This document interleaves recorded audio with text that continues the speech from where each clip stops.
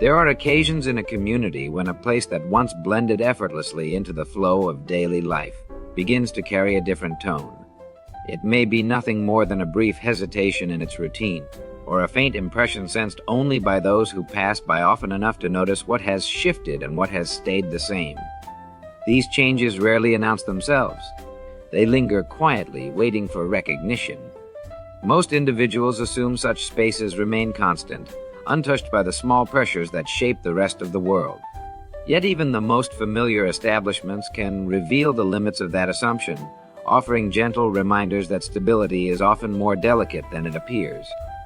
Tonight's entry reflects on that subtle threshold, where a dependable fixture starts to feel newly exposed. One might ask what reveals itself when a place known for comfort begins to echo with uncertainty.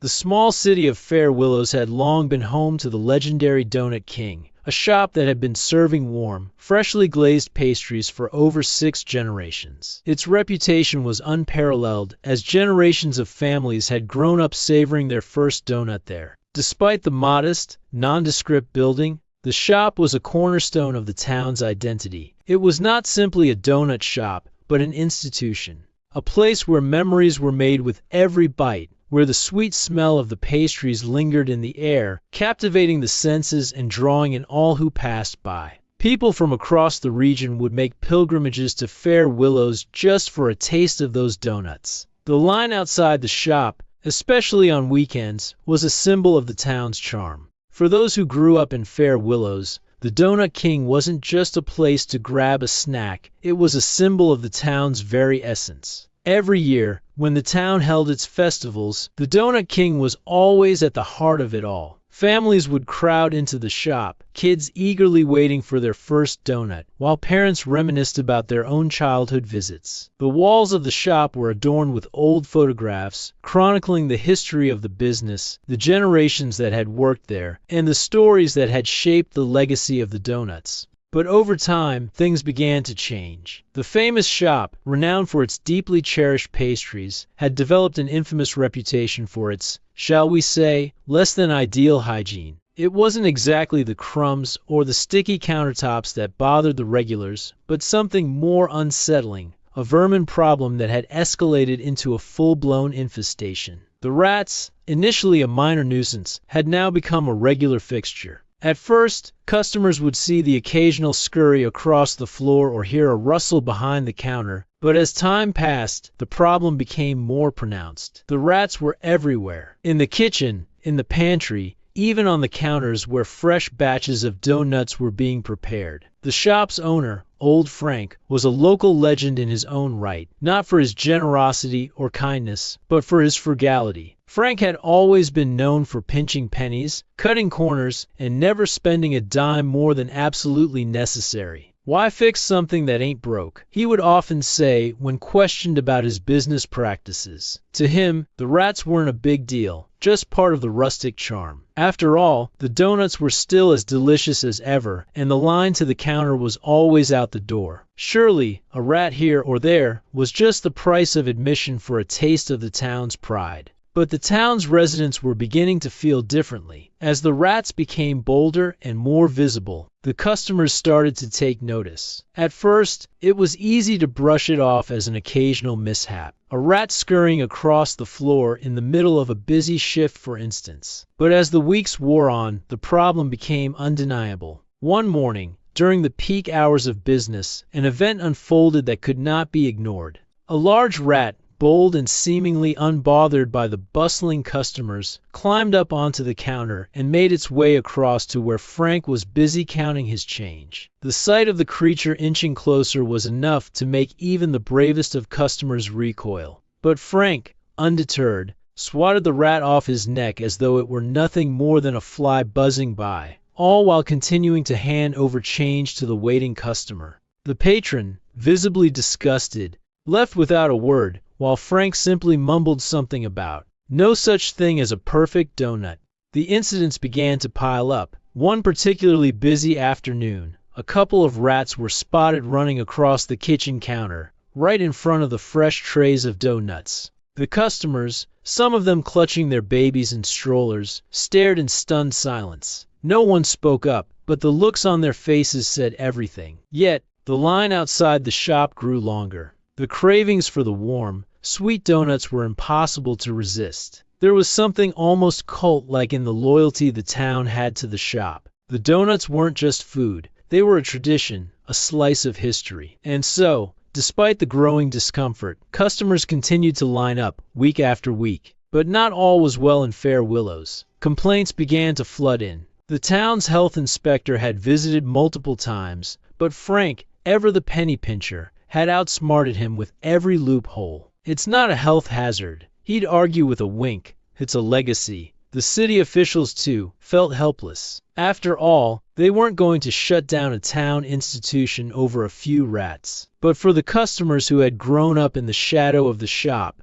there was a palpable frustration.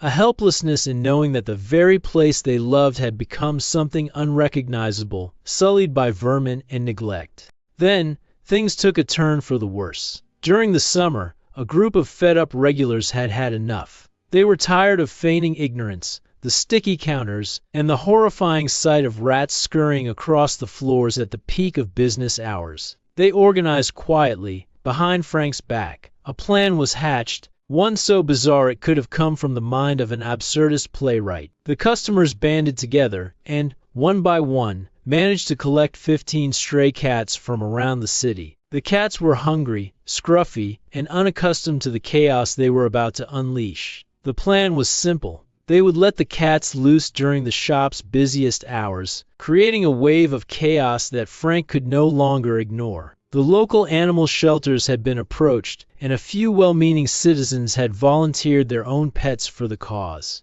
And so, on a Thursday morning, as the usual line of loyal customers formed, the first of the cats was released into the shop. The atmosphere shifted almost immediately. The rats, sensing danger, scattered. But the cats, keen and agile, pursued. Chaos ensued. Cats darted across the counters, leaping onto shelves, knocking over bins of sugar and flour. Some customers shrieked while others laughed in a mix of disgust and disbelief. One cat, partially blind with a cataract, even jumped onto the counter and began batting at a freshly made tray of donuts, sending it crashing to the floor. The chaos intensified as more cats entered the fray, their eyes wide with excitement and their claws at the ready. The cats, meanwhile, had no interest in the donuts themselves. They were much more focused on the rats, who had been driven into a state of panic by the feline invasion. One cat even perched atop a refrigerator, its eyes glowing like embers as it surveyed the room, tail flicking in anticipation. The entire shop had become a war zone of sorts. Rats scampering across countertops and floors, while cats stalked their prey with feline grace. Customers were divided.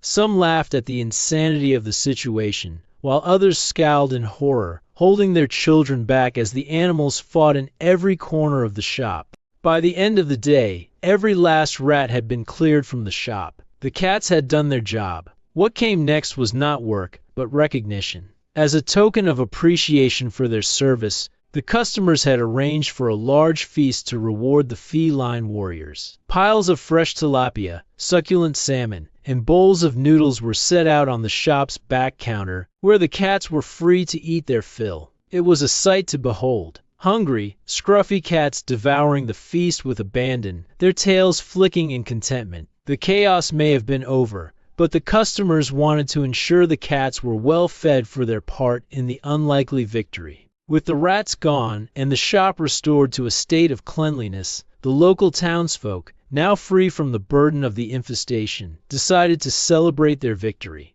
Over 350 loyal customers gathered outside the shop, holding microphones and loudspeakers, forming a rally in support of their once cherished institution. The victory over the vermin crisis was complete, and the legacy of the Donut King had been restored. The crowd was loud, passionate, and unwavering. "We have our shop back," one of the rally leaders shouted into the megaphone, as the gathered crowd erupted in applause. "For 6 generations, we've loved this place, and we won't let it be ruined by rats and neglect ever again."